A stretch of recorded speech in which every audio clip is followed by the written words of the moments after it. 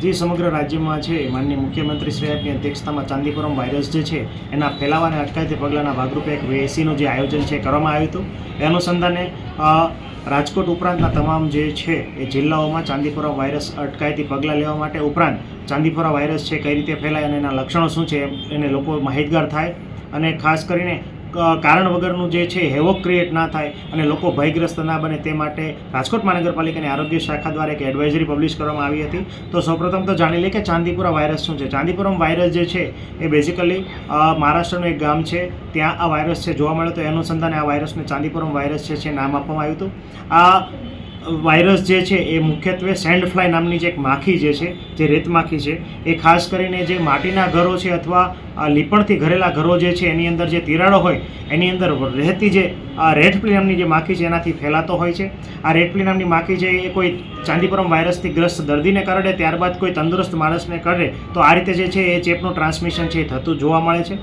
તો સૌપ્રથમ તો ચાંદીપુરમ વાયરસમાં કેવા લક્ષણો જોવા મળે છે. ખાસ કરીને આ રોગ છે 0 થી 14 વર્ષના બાળકો સુધી જોવા મળે. 14 વર્ષના કોઈ પછીના કોઈ પણ બાળકો જે છે એમાં આ કેસ છે જોવા મળ્યા નથી.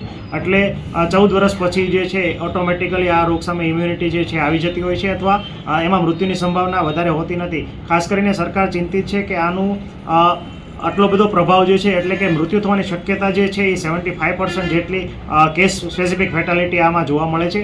એના કારણે 100માંથી 75 જે છે એ કદાચ બાળકોના મૃત્યુ છે આ રોગને કારણે થઈ શકે છે. એટલી ભયાનક જે છે આની ઘાતક ક્ષમતા રહેલી હોય છે. એના અનુસંધાને સરકારે પાણી પહેલા પાળબાંધાની નીતિ અનુસાર તમામ જિલ્લાના મુખ્ય આરોગ્ય અધિકારી ઉપરાંત કોર્પોરેશન આરોગ્ય અધિકારીને આના અટકાયતી પગલાં લેવા માટેની સૂચના આપી છે. આ ઉપરાંત રાજકોટ મહાનગરપાલિકાની આરોગ્ય શાખા દ્વારા દરેક મેડિકલ ઓફિસર હોય, પંડિત દીનદયાલ ઔષધાલયના મેડિકલ ઓફિસર હોય અને હેલ્થ એન્ડ વેલનેસના મેડિકલ ઓફિસર હોય, તમામને આ લક્ષણો જે છે એનાથી માહિતગાર કરવામાં આવે છે. સૌપ્રથમ તો લક્ષણો શું છે તો આ તાવમાં આ જે ચાંદીપુરમ વાયરસ છે એમાં અતિશય તાવ આવે છે, ઘણી વખત ચક્કર આવે છે, માથાનો દુખાવો થવો છે, ઉલટી ઉપકા, ઝાડા ઉલટી થવા, આ ઉપરાંત અલ્ટર્ડ સેન્સરમ એટલે કે બેસુદ્ધપણા થવું અને ઘણી વખત કોમામાં જવું અને ઘણી વખત હાથ અને પગ જે ખોટા પડી જવા વગેરે લક્ષણો છે એ સમૂહમાં જ એકસાથે જોવા મળતા હોય છે. અને ઘણી વખત 4 થી 5 દિવસમાં આ રોગ છે એ મગજના તાવ સોજા સુધી વ્યાપ્ત થઈ જતો હોય છે. તો આ લક્ષણો છે જોવા મળતા હોય છે.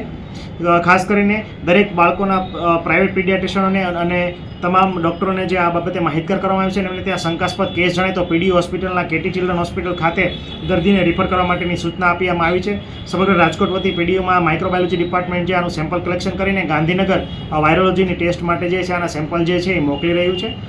હાલ જે છે આ તમામ જે વિસ્તારો જે છે કે જ્યાં કાચા ઘરો છે ત્યાં મેલેથિયન પાવડરનો છંટકાવ કરવો અથવા આલ્ફા સાયપરમેથ્રિનનો ઇન્ટ્રારેસિડ્યુલ સ્પ્રે કરવાની જે રાજ્ય સરકાર દ્વારા સૂચના આપવામાં આવી છે એ અનુસંધાને કાર્યવાહી કરવામાં આવી છે. રાજકોટ મહાનગરપાલિકામાં પ્રાઇવેટ પીડિયાટ્રિશિયન જે ડૉક્ટરો જે છે એમના દ્વારા તાવ અને માથાના દુખાવાવાળા 2 કેસ છે રજીસ્ટર્ડ થયા હતા. બંને કેસને જે હાલ જે છે રજા આપી દેવામાં આવી છે. કોઈ પણ સિરિયસ જે છે એ કેસ નોંધાયેલા નથી.